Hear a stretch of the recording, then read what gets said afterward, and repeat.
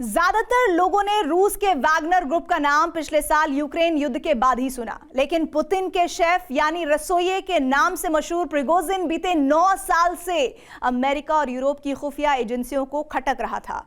Syria से लेकर central African Republic और सूडान तक जहां भी गृह युद्ध छिड़ा, वहां पहले रूस ने डिफेंस डील की और पीछे से वैगनर के लड़ाके जा धमके।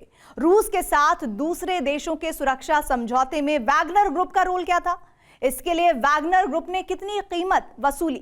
देखिए हमारी टेली सीरीज का ये खास एपिसोड, धंधा, ब्लड ऑन ट्रेड।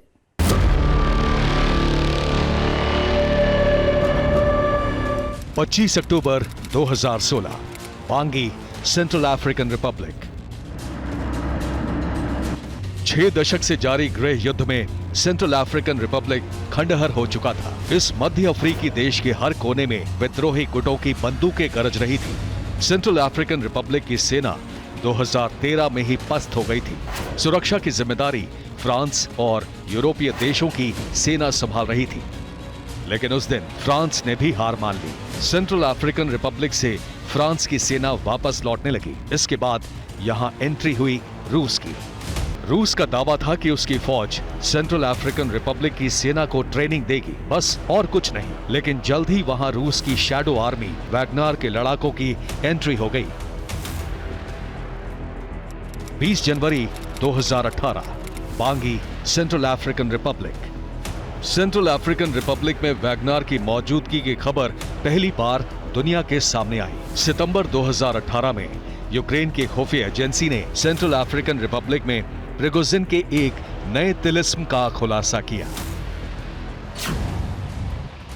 एजेंसी ने बताया कि सेंट्रल अफ्रीकन रिपब्लिक में वैगनर ग्रुप के लगभग 1000 फाइटर्स तैनात हैं। लेकिन ये कॉन्ट्रैक्ट उन्हें नहीं मिला है, बल्कि सेंट्रल अफ्रीकन रिपब्लिक ने M Finance LLC Security Service नाम की रूसी कंपनी को दिया है।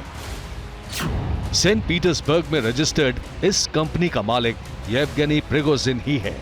उसकी ये कंपनी खनन का काम करती है। इस खुलासे के बाद लोगों को समझ में आया कि सेंट्रल अफ्रीकन रिपब्लिक में वैगनर ग्रुप के लड़ाके जंग इसलिए लड़ रहे हैं ताकि प्रिगोजिन वहां की हीरा और सोने की खदानों पर कब्जा कर सकें। इस बदहाल अफ्रीकी देश में हीरे की खदानों की भरमार है। वहां गृह युद्ध की बड़ी वजह भी यही है, जिसे शांत करने के नाम पर वैगनर ग्रुप ने सेंट्रल अफ्रीकन रिपब्लिक की सबसे बड़ी हीरा कंपनी डायम विले पर पूरी तरह कब्जा कर लिया। वैगनर ग्रुप का अफ्रीकी महाद्वीप में ये खेल सिर्फ एक देश में सीमित नहीं है। इस धंधे की शुरुआत सूडान से हुई। 12 दिसंबर 2017, खार्तूम, सूडान। गृह युद्ध में झुलस रहे सूडान के तत्कालीन तानाशाह ओमर अल बशीर ने रूस के राष्ट्रपति पुतिन से रूसी सेना भेजने की गुहार लगाई थी। रूस की सेना सूडान पहुंची, लेकिन अकेले नहीं। रूस के ही पूर्व खुफिया अधिकारी इगोर स्ट्रेलकोव ने खुलासा किया कि सूडान में विद्रोहियों से निपटने का ठेका प्रिगोजिन के वैगनर ग्रुप को ट्रांसफर कर दिया गया है।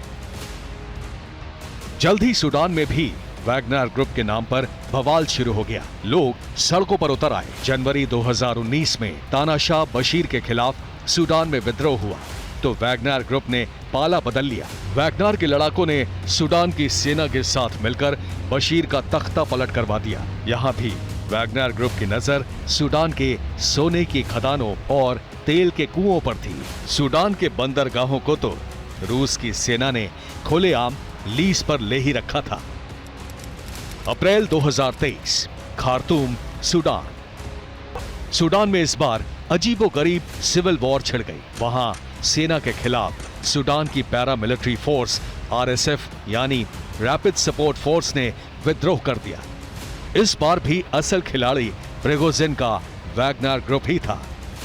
दावा किया जाता है कि सूडान में सेना और RSF का झगड़ा सोने की कमाई के बंटवारे की वजह से हुआ। साल 2022 में सूडान ने 120 अरब डॉलर का सोना बेचा था, जिसकी बड़ी खेप रूस ने खरीदी थी।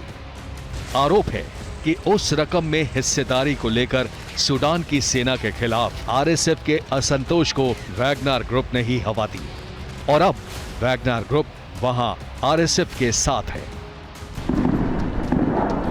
सवाल ये है कि जब रूस की सरकार सीरिया, सूडान और सेंट्रल अफ्रीकन रिपब्लिक के साथ सीधे डील कर रही है तो सौदा प्रिगोजिन की कंपनियों के नाम पर क्यों? जानकार मानते हैं कि इन देशों में रूस की सेना जमीन पर जंग नहीं लड़ रही। ये ठेका वैगनर ग्रुप के लड़ाकों को दिया गया है। वजह यह है कि अगर जंग रूस के सैनिक लड़ेंगे तो उनके हर एक्शन की जवाबदेही रूस की सरकार की होगी, लेकिन वैगनर के लड़ाके अगर मरते हैं या लोगों को मारते हैं तो दोनों ही सूरत में रूस को कहीं भी कटघरे में नहीं खड़ा किया जा सकता।